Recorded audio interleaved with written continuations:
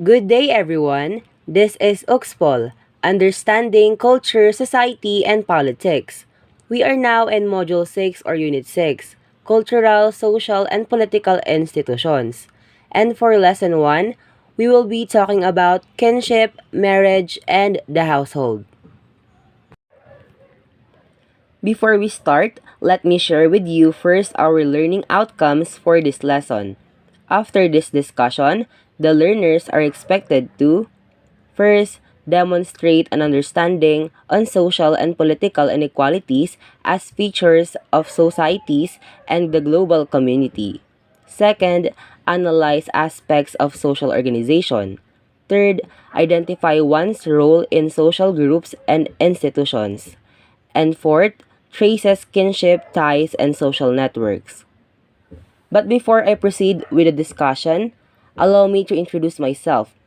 I am Justin Kurt Vitagupa from ABM 11 Y1-2. And for today, I will be discussing about kinship, its meaning, and the different kinds of it, namely consanguinal, affinal, and fictive kinship. I will also provide examples to help us better understand these concepts and see how they connect to real life situations. Now, let us begin with the first concept, kinship. Now, one of the most basic and important social groups we have is our family. And the relationships within the family is what we call kinship. So what do we mean by kinship? Kinship. Kinship means relationships based on blood or marriage. Every society defines the nature of kinship interaction by determining which kin are more socially important than others. Terms to classify kin types, and expected forms of behavior between them. So, pag sinabing kinship, ang tinutukoy natin ay ang relasyon natin sa iba't ibang tao batay sa dugo o kasal. Ibig sabihin, ito yung paraan kung paano tayo magkakaugnay sa pamilya at extended family natin. Bawat lipunan ay may kanya-kanyang rules o paraan ng pag-define ng kinship. Dito nila determine kung sino sa mga kamag-anak ang mas important o close nila. Anong terms of address ang gagamitin sa bawat isa at paano tayo expected kumilos o makitungo sa kanila. For example, your parents and siblings are usually considered closer or more important than your cousins. That's why you interact more often with them. And society expects you to respect and obey your parents, while also helping your siblings when needed. The terms we use like kuya, ate, tito, tita, or lolo and lola are not just titles, but they also guide how we behave towards them. So again, take marriage as an example. Pag ikaw ay kinasal, ang iyong asawa ay hindi related sa iyo by blood. Pero dahil kayo ay kasal, nagiging bahagi na sila ng pamilya mo. Tulad ng mga kamag-anak sa pamamagitan ng kasal or yung family in-laws. Kahit hindi kayo blood relatives, inaasahan ng society na magpakita ka ng respeto to them. Panatiliin mo ang magandang relasyon mo sa isa't isa at gampanan mo ang mga tungkulin sa loob ng inyong pamilya. Parang ganun din sa groups and general. Kinship helps organize social relationships. Ibig sabihin, it tells us kung sino ang konektado sa atin, gaano kahalaga ang bawat connection na yon, at kung paano tayo expected makipag-interact sa kanila. Sa madaling sabi, ang kinship ay parang manual ng lipunan para sa pamilya. Kasi tulad ng instruction manual, ang kinship ay nagbibigay ng guidelines or rules kung paano natin dapat tratuhin ang bawat miyembro ng pamilya. Dito nakikita kung sino ang dapat igalang, sino ang dapat tulungan, at paano gampanan ang mga responsibility sa pamilya para mapanatili ang maayos at mapayapang relasyon natin sa isa't isa. So, for us to better understand kinship, let's take a look at its types. May 3 tayong types ng kinship. First, we have fictive kinship. Second, we have consanguinal kinship. And third, we have affinal kinship. Unahin natin yung fictive kinship. Fictive kinship, people who are not related by blood or marriage. Kapag sinabi nating fictive kinship, ito yung relasyon sa mga taong hindi natin kadugo at hindi rin natin kamag-anak dahil sa kasal. Pero tinuturing pa rin nating parte ng pamilya. Halimbawa nito ay ang ninong at ninang sa binyag. Kahit wala silang biological o legal na koneksyon, binibigyan sila ng espesyal na role bilang second parents. Kung titingnan natin yung picture, makikita natin ang isang babae na hinahaplos ang sanggol habang nakangiti ang mga magulang sa tabi niya. Most likely, siya ang ninang ng bata. Dito, malinaw na naipakita ang fictive kinship. Kahit hindi siya kadugo, society and culture still recognize her as part of the family. Sa kulturang Pilipino, mahalaga ang ganitong relasyon. Ang ninong at ninang ay hindi lang witness sa binyag, kundi may obligasyon ding gumabay at sumuporta sa bata habang lumalaki. Kaya makikita natin ang pagiging pamilya ay hindi lang nakabase sa dugo o kasal, kundi pati sa tiwala, respeto at emotional bond na binubuo ng tao sa isa't isa. Next naman is consanguinal kinship. Consanguinal kinship based on bloodline. Kapag sinabi natin consanguinal kinship, ito yung relasyon na nabubuo dahil sa dugo o pagkakadugo. Ibig sabihin, lahat ng kamag-anak mo na galing sa isang dugo, tulad ng nanay, tatay, lolo, lola, ate, kuya, tito, tita at pinsan ay sakop nito. Ang basihan dito ay biological connection. Ngayon, kung titingnan natin yung picture, makikita natin na ito ay isang malaking extended family na magkakasama. Nandiyaan ang mga matatanda, mga magulang at napakaraming bata. Malinaw na sila ay iisang pamilya dahil sa consanguinal ties o ugnayang kadugo. Halimbawa, yung mga bata na magpipinsan, sila ay magkakapatid na anak ng magkakaibang magulang na magkakapatid din. Yung mga matatanda naman ay maaaring lolo at lola nila. Kaya kahit marami sila, they are all connected by blood relations. Sa Filipino culture, malaking parte ang consanguinal kinship. Kasi dito nakaugat yung tinatawag nating malapit na pamilya o close family ties. Kaya kahit extended family, kasama ang pinsan, tito, tita, lolo at lola, madalas pa rin nagsasama-sama, nagkakainan, at nagtutulungan. Hindi lang immediate family ang importante sa atin, kundi pati yung mga kamag-anak na malayo na rin sa ibang kultura. Dito rin pumapasok yung expectations ng society. Dahil kadugo mo sila, inaasahan na magbibigay ka ng respeto at tulong kung kinakailangan. Halimbawa, tumutulong ka sa pinsan mo sa schoolwork, o kaya naman nakatira ang lolo at lola mo sa bahay nyo para maalagaan sila. Lahat ng ito ay manifestation ng consanguinal kinship. Yung obligasyon at pagmamahal dahil iisa kayo ng dugo.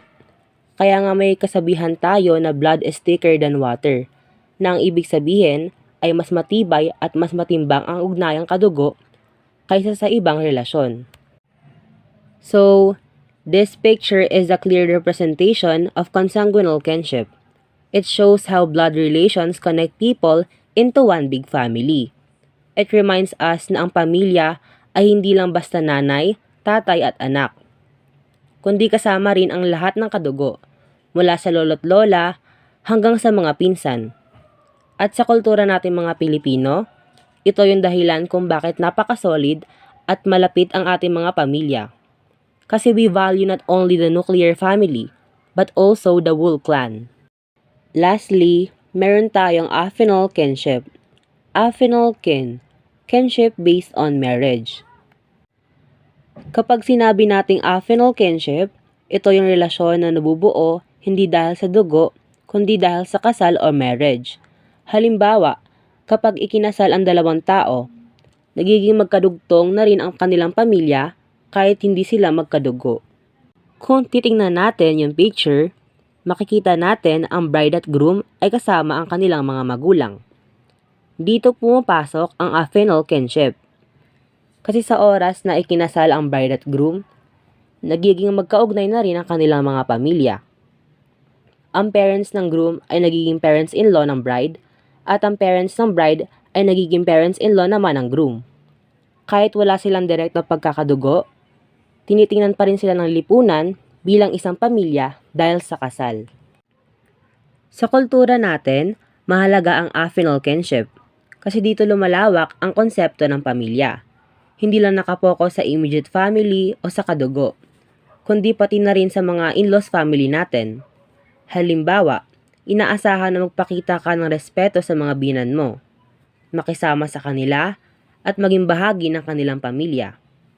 Ito yung dahilan kung bakit sa mga gatherings o handaan, hindi lang kadugo ang nandyan, kundi pati ang mga pamilya ng asawa. Kaya ang picture na ito ay malinaw na representation ng affinal kinship. Kasi ipinapakita nito na dahil sa kasal ng bride at groom, ay nabuo ang bagong ugnayan sa pagitan ng dalawang pamilya. Kahit hindi sila magkadugo, sila ay naging isa dahil sa marriage ties. So, kinship can refer both to the patterns of social relationships themselves, or it can refer to the study of the patterns of social relationships in one or more human cultures. Over its history, anthropology has developed a number of related concepts and terms in the study of kinship, such as descent, descent group, lineage, affinity, and consanguinity. Hi, my name is Flordeline Sicultura and I'm from Group 1. Ang aking topic po ay about kinship by blood. Ibig sabihin nito ay relasyon na nabubuo dahil sa iisang dugo o lahi. In short, you are related to someone because you share a common ancestor. Descent. Ito ay isang grupo kung saan ang pagiging kasapi ay nakabatay sa iisang pinagmulan mula sa isang tunay o alamat na ninuno. Halimbawa, sa isang pamilya, lahat ng anak ay kabilang dahil galing sila sa parehong magulang. Lineal descent. Ang pagiging kasapi sa grupo ay nakabatay lamang sa isang linya ng angkan. Maaring sa patrilineal descent or father side at matrilineal descent or sa mother side. Halimbawa ng patrilineal descent. Sa maraming pamilyang Pilipino, ang apelyido ng mga anak ay laging galing sa tatay. Kaya kung ang tatay ay Santos, lahat ng anak ay magiging Santos. This shows that the family line is traced through the father. Ang matrilineal descent naman or mother side, hindi ito masyadong common sa Pilipinas, pero sa ibang indigenous groups like some Cordillera tribes, mas pinapahalagan ang lineage ng babae. Halimbawa, ang lupa o ari-arian ay naipapasa mula sa nanay papunta sa anak na babae. Cognatic descent refers to all descendants of an ancestor, whether male or female, enjoying membership in the same descent group. Halimbawa, kapag may kasal, inimbitahan ang pamilya sa father side at pamilya sa mother side kasi parehong mahalaga. This shows that membership is based on both male and female lineage. Kapag pareho mong kinikilala ang both mother side and father side bilang family ties, that is cognatic descent. Good day everyone! Ako pala si Princess Queenie P. Osorio from Group 1. So ngayon I'll be discussing about kinship by marriage. Marriage is an institution that admits men and women to family life. It is a formal prescription which defines the rights, duties, and privilege of husband and wife with respect to each other, their children, their relatives, and the society as a whole. Marriage is an institution that admits men and women to family life. Ibig sabihin, ang kasal ay isang formal na pagsasama ng lalaki at babae para makabuo ng pamilya. It also serves as a formal prescription. Ibig sabihin, dito nakasaad kung ano-ano ang rights, duties at privilege ng mag-asawa. Halimbawa, tungkulin nilang alagaan at suportahan ang isa't isa, pati na rin ang kanilang mga anak. Kasama rin dito ang relasyon nila sa kanilang mga kamag-anak. At syempre may epekto rin ito sa buong society. So, marriage is not just about love between husband and wife, pero may responsibilidad din silang gampanan sa pamilya at sa lipunan. Marriage can be viewed from religious point of view and from legal point of view. The religious point of view considered marriage as a sacrament and therefore it is the inviolable bond which can only be dissolved upon the death of one of the spouses. The legal viewpoint, on the other hand, looks at marriage as a contract entered into by a man and a woman who vow to live together as a husband and wife for the discharge of their duties to each other and to the community. Now, marriage can be seen in 2 points of view. Religious point of view. Dito marriage is seen as a sacrament. For example, sa Catholic Church, kapag kinasal ka, it is considered holy and sacred. Hindi siya basta-basta napuputol kasi ang belief ay only death can separate the husband and wife. Kaya nga sa simbahan, lagi nating narinig yung vow na till death do us apart. And then, legal point of view. Sa batas naman, marriage is a contract. Example, sa Pilipinas, kapag nagpakasal kayo, may legal documents kayo na pipirmahan. The government then recognize you as a husband and wife. And kasama doon yung mga rights and responsibilities ninyo, tulad ng supporting each other financially, raising children, and inheriting properties. So in short, marriage is not only personal, but also religious and legal. May epekto siya sa pamilya at sa buong komunidad. Marriage officially starts with a ceremony known as wedding or in holy matrimony. Example, kung ikakasal ka sa church, iyon ay religious ceremony. Kung sa munisipyo naman with a judge or mayor, iyon ay civil ceremony. A marital relationship involves some kind of contract, written or specified by tradition, which define the partner's rights and obligation to each other, to their children, and their relatives. Now, marriage involves a kind of contract, pwedeng written or based on tradition, na nagsiset ng rights and obligation ng partners, tulad ng ang husband at wife dapat magsuportahan financially and emotionally. Dapat nilang alagaan at palakihin ng maayos ang kanilang mga anak, at kailangan nilang irespeto at i-honor ang isa't isa, pati na rin ang kanilang relatives. Sociologically, marriage is a partnership between a man and woman formalized by either a religious or civil ceremony. From a sociological perspective, marriage is a partnership between a man and woman. Halimbawa, isipin nyo na lang yung mag-asawang parents natin. Hindi lang sila partner sa bahay, kundi partner din in raising children, in decision making, at minsan pati na sa negosyo or trabaho. So again, marriage is more than just love. It is also about commitment, responsibility, and partnership. Good day everyone, I'm Maria Nicole Gabrielio from Group 1. I will be discussing the types of marriage.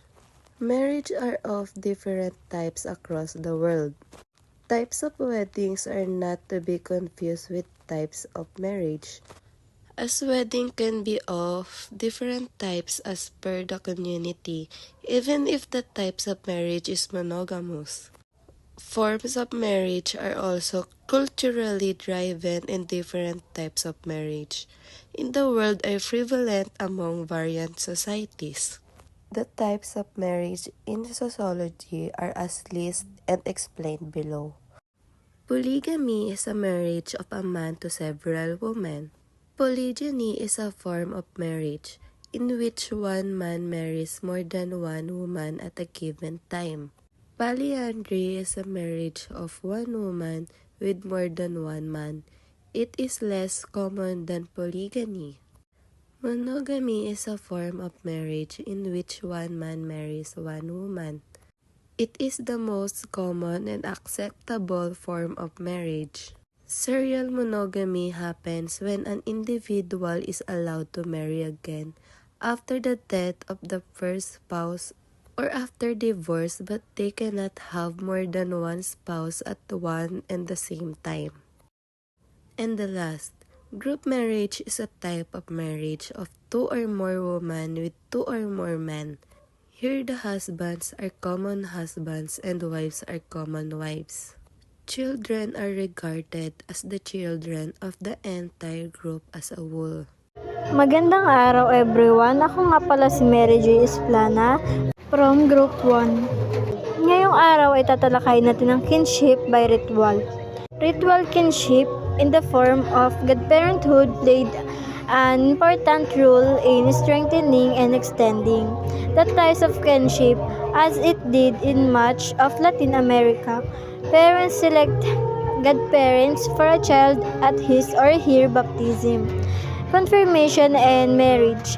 The godparenthood were then tied to the parents as co-parents. So, sa madaling salita, ang kinship by ritual ay tumutukoy sa isang ugnayang parang magkamag-anak na nabubuo hindi dahil sa dugo o kasal, kundi dahil sa isang seremonyal o ritual. Halimbawa, ang pagiging ninong o ninang o godparent sa binyag ay isang anyo ng ritual na pagkakamag-anak. Sa ganitong paraan, nagkakaroon ng special na ugnayan ng bata at ang ninong at ninang, pati na rin ang mga magulang nito. Ang pagiging ninong at ninang sa binyag ay isang halimbawa ng pagkakamag-anak sa pamagitan ng ritual. Kahit hindi magkadugo, tinuturing na parang tunay na kamag-anak ang ninong at ninang. Often parent as a close, important relative to serve as good parent.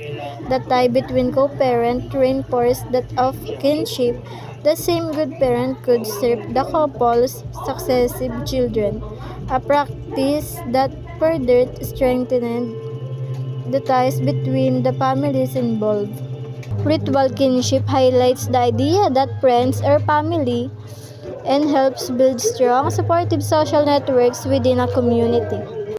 Ang kinship ay isang konseptong anthropological na tumutukoy sa sistemang panlipunan ng relasyon ng mga tao sa isa't isa, lalo na yaong may kinalaman sa dugo, kasal o kultura.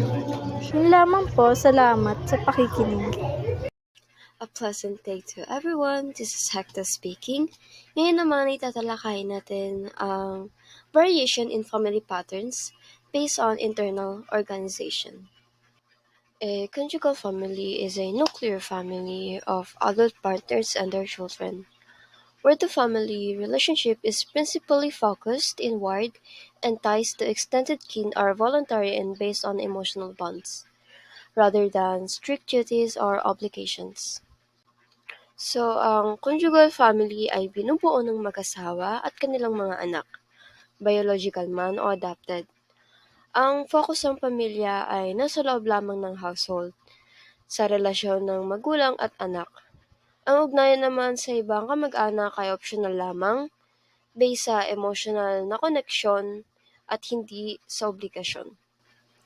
The spouses and their children are considered to be of prime importance and other more distant relatives less important. The marriage bond is important and stressed.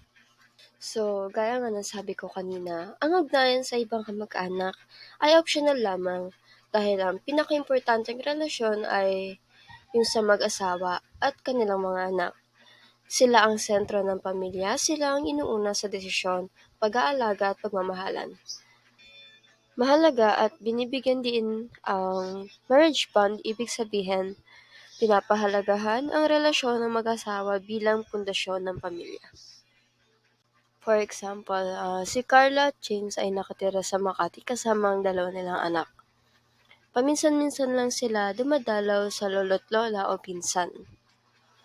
So, ang focus talaga nila ay sa relasyon ng sarili nilang pamilya.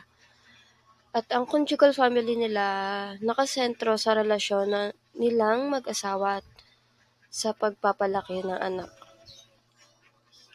An extended family is simply a family unit that extends past the nuclear family to include other relatives such as aunties, uncles, and grandparents. It consists of two or more nuclear families living together. So, ang extended family daw ay mas malaki kesa sa nuclear family. Kasama na dito ang ibang kamag-anak tulad ng lolo, lola, tito, tita at pinsan.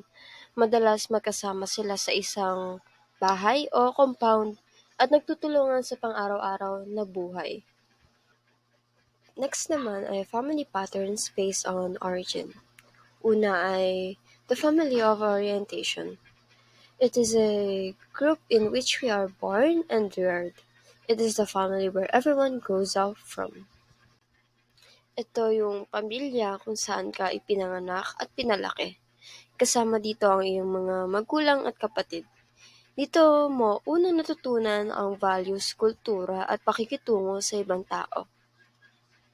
For example, si Ella ay lumaki sa bahay nila kasama ang nanay, tatay at kuya niya sa Quezon City. Tinuruan siya magdasal, magsalita ng mga Tagalog at Ingles, at magdiwang ng piyesta. Ito ang family orientation niya. Ang pamilya kung saan siya galing. Pangalawa naman ay the family of procreation. It is the family we establish when we marry and have children of our own. Ang family of procreation naman, ito yung pamilya na binuo mo kapag nag-asawa ka o nagkaroon ka ng sariling anak. Ikaw na ang magulang at ang bagong pamilya mo ay magiging family of orientation ng mga anak mo. For example, nang ikasal si Mark kay Joy at nagkaroon sila ng 2 anak, nabuo ang family of procreation nila. Sila na ngayon ang gumagabay at nagtuturo ng values sa kanilang mga anak. Hello and good day, watchers. My name is Dela Cruz, and now I will be discussing a variation in family patterns based on a descent and based on who wields the power. In Unit 6, Cultural and Social Political Institution, Lesson 1, Kinship, Marriage, and the Household. So, dun muna tayo sa batay sa angkan o descent. Sabi nga dito no, sa number 1, patrilineal family is a group whose member trace their relationship and affiliation with relatives on the father's side. So, it means na ito yung pamilya na sumusunod o nagtatali ng relasyon at ugnayan batay sa angkan ng ama. Ang pinakamagandang halimbawa dito no, is sa ilang pamilyang Pilipino dito sa bansang Pilipinas, ang apelyido ng ama ang siyang ginagamit ng mga anak para mas bigyan ng halaga ang mga kamag-anak sa panig ng tatay o ama.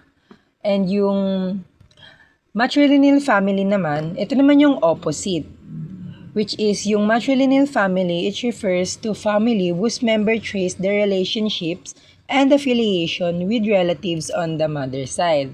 So, ito yung sumusunod o nagtatali ng relasyon at ugnayan batay sa angkan ng nanay o ina.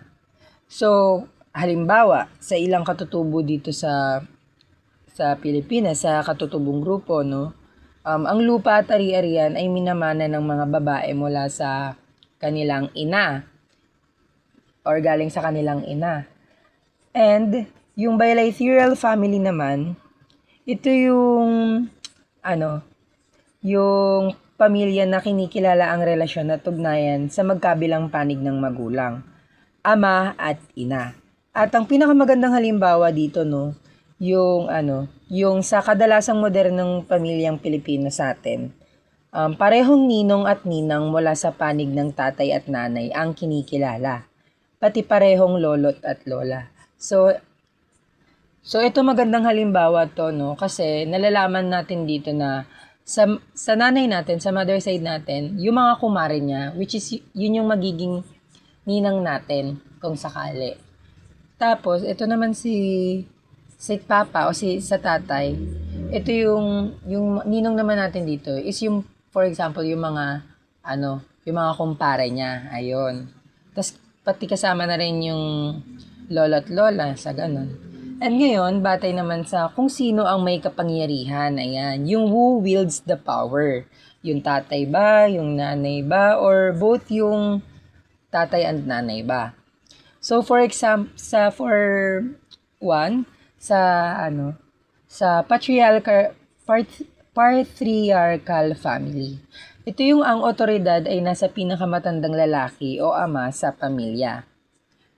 Halimbawa, sa traditional na pamilya, si tatay ang gumagawa ng mga mahalagang desisyon tulad ng pagbili ng lupa o kung saan mag-aaral yung mga anak. Actually, sa pamilya namin, no, si papa rin talaga yung nagde-decide sa amin. So, ngayon, ay dati, si papa talaga nagde-decide sa amin. Sa amin kung saan kami mag-aaral, kung saan kami dapat paaralin ni mama, sa public school ba or sa private school ba, ganun. Kung saan nila kami papaaralin. Bukod doon, si papa din yung nag-decide kung bibilin ba nila yung lupa dito sa pwesto namin sa Sauyo. Ayun. Dati yon patriarchal family. Belong ako sa patriarchal family before. Pero, ngayon, alamin muna natin din ngayon, no, na hindi lang yung lesson, pati yung, kung sang family ba ako dito, no. So, second one is yung matriarchal family. Ito naman yung ang otoridad ay nasa nanay o ina. Siya ang gumagawa ng mahalagang desisyon sa tahanan. Halimbawa, sa ilang pamilya, lalo na kapag sa ibang bansa ang tatay. Ang nanay ang nagdedesisyon kung paano gagastusin ang pera at kung paano papalakihin ang mga anak. Ayan. Lalo na kapag nasa abroad naman yung tatay, no. And sa amin din, sa pamilya ko din, naranasan ko rin na si mama yung nag-handle talaga ng pera. Siya din gumagastos sa amin. Parang si papa yung taga-provide, ganun. Tapos si mama na yung magbabudget. Siya na magdidesisyon sa gawaing bahay. Sino rin dito sino maghuhugas ng umaga, tanghali. So, may toka-toka kami. Ngayon, sa egalitarian family naman, ito yung pantay na otoridad ng nanay at tatay. Parehong may karapatan at desisyon. Halimbawa, sa makabagong pamilya, sabay na nag-uusap si nanay at tatay kung saan sila lilipat, paano pag-aaralin ng mga anak, o kung paano hahatiin ang gawaing bahay. Ngayon, nalaman ko na belong akong De La Cruz sa egalitarian family kasi pansin ko na si mama at papa nag-uusap sila kung paano na mag-decide dito sa bahay. Hindi iisa lang at hindi lang iisa yung mag-decide sa pamilya. Mas okay na napag-uusapan talaga siya. And I'm happy kasi belong ako sa egalitarian family kasi sa tingin ko mas mapapabuti yung pamilya namin kung pag-uusapan ng dalawa at kung aagrihan ng dalawa. Yun lamang po at maraming salamat. Good day, everyone. I am Arian Kim A. Almogera, and today I'm gonna discuss the variation in family patterns, based on residence. So, number 1, patrilogical. Patrilogical is a family wherein the newly married couple lives with or near the home of the groom's parent. So, ibig sabihin, nakatira yung bagong kasal sa magulang ng lalaki or malapit doon. Sa madaling salita, sa pamilya ng lalaki sila tumitira. And number 2, matrilogical family is a family wherein the newly married couple resides with or near the family of the bride's parents. So, ito naman yung kabaliktaran ng patrilogical. So, dito naman, ang bagong kasal ay nakatira sa bahay ng magulang ng babae o malapit doon sa pamilya ng babae sila naninirahan. So, 'di ba kabaliktaran lang sila. Magkabaliktaran lang sila ng patrilogical tsaka matrilogical. So, number 3, biological. Biological family is wherein the newlyweds choose to stay with either the groom or the bride's parents. So, ito naman yung number 3. Yung bagong kasal is nagpapapalit-palit ng tirahan sa pagitan ng pamilya ng babae or lalaki. So, minsan, nandun sila sa bahay ng lalaki or malapit dun sa bahay ng lalaki. Or, minsan naman, nandun sila sa bahay ng babae, sa side ng babae. And then, number 4, neolocal is a family wherein the couple resides independently from either the groom or the bride's parents. So, atong number 4 is, yung bagong kasal is bumubukod sila at naghanap ng sarili nilang bahay malayo sa parehong pamilya nila, sa babae man or sa lalaki. So, for example, silang dalawa nagtatrabaho sila parehas para makabili sila ng sarili nilang kondo or bahay para hindi sila nakikitira sa pamilya nilang dalawa. And then, lastly is, a local is a family wherein the couple is prescribed to reside with or the near domicile of the maternal uncle of the groom. So, etong number 5, medyo kakaiba siya sa mga na-discuss natin. Ibig sabihin nito, yung bagong kasal is inaasahan silang titira malapit sa maternal uncle o tiyo ng lalaki. Kasi sa ilang kultura, ang tiyo sa ina ay may mahalagang papel sa buhay ng lalaki, kaya doon sila tumitira. So, parang sa culture nila, merong specific na role or important role sa buhay ng groom. Sa buhay ng groom, yung tito niya, kaya parang sa culture nila kailangan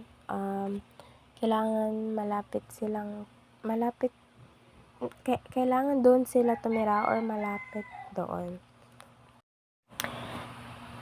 And next is we're gonna discuss the politics of kinship. So, kinship politics is built based on the classic political principle, blood is thicker than water. It asserts that power should be distributed among family members for the sake of the family's security. Power should not be seized from those who have kinship connections and must be circulated only among those who have tied by blood. The concept gave rise to the political dynasties, the rule of the families in the political arena. The concept is accepted by reference to the fact that politics is often replete with adversity, conflict, and betrayal, known as the Brutus syndrome. Not surprisingly, even within the system of a modern democracy, most of the Philippines politicians prefer to bestow political power in their kin groups by manipulating the democratic system. Politicians seem to put more trust in their own family members than others because they are unlikely to betray them. So, we're gonna discuss that today. So, kinship politics is based on the principle that blood is thicker than water, suggesting that family ties are together than other relationship. So, may concept silang ganito, no? So, kung tatagalogin natin, ibig sabihin mas matimbang ang relasyon sa pamilya kaysa sa iba. So, yung core idea niya is dapat ang power ay distributed sa family members para sa security nila. So, hindi dapat agawin yung power sa mga may kinship connection and dapat circulate lamang yung yung power na yon sa mga kadugo. So, ito yung maglilid sa pag-usbong ng political dynasty kung saan ang rule ng family sa politika, kumbaga family business ang politics. So, yun no. Kinship politics is seen as response sa adversity, conflict at betrayal na madalas nangyayari sa politics, known as the Brutus syndrome. Parang family first lagi yung mindset. So, kahit sa modern democracies, maraming politicians sa Philippines na mas gustong i-bestow ang political power sa kin group nila by manipulating democratic system. So, iniisip ng mga politicians, mas nagtitiwala sa family member nila kasi feeling nila mas unlikely silang i-betray, kumbaga safe sila sa pamilya nila. Pero, yun nga ba talaga yun, no? Dapat nga ba talaga silang magtiwala? Kasi kung iisipin mo, 'di ba? For example, yung papa mo tumakbong governor and nanalo, and yun, ihahalal ka naman pagkatapos ng termino niya. Tapos ikaw may nakita kang any bahid ng corruption or anything na masama na ginawa niya na labag sa batas.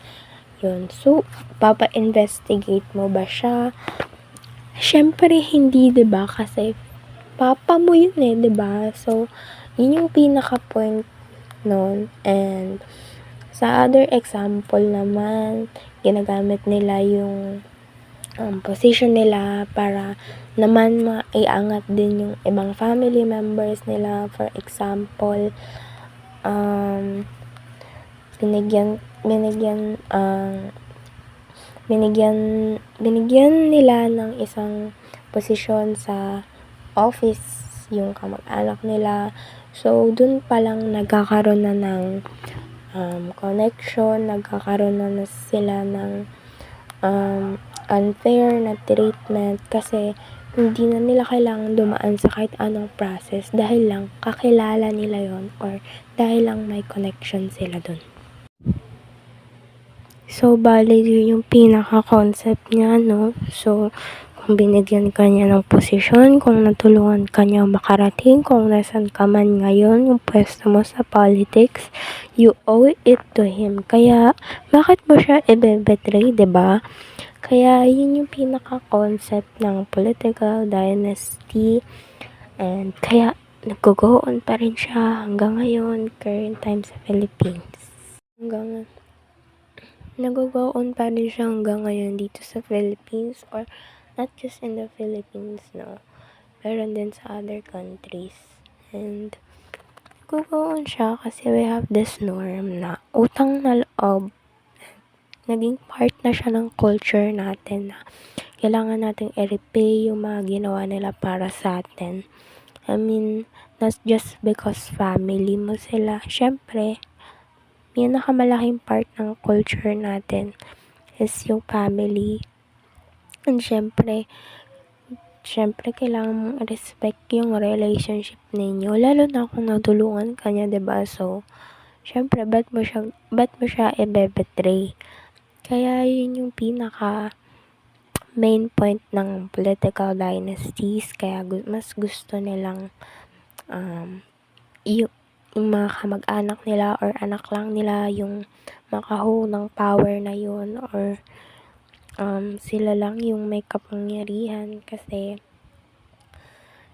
like kanina yung Brutus syndrome, 'di ba? Yung concept nun is ginagamit siya upang tawag nito, para mapaliwanag, no, kung bakit mas pinipili ng mga politiko na magtiwala sa mga membro ng pamilya nila, no? Kasi tinuturing nila na sila na mas maliit na ang posibilidad na magtaksil sa isa't isa kumpara sa ibang kaalyado mo.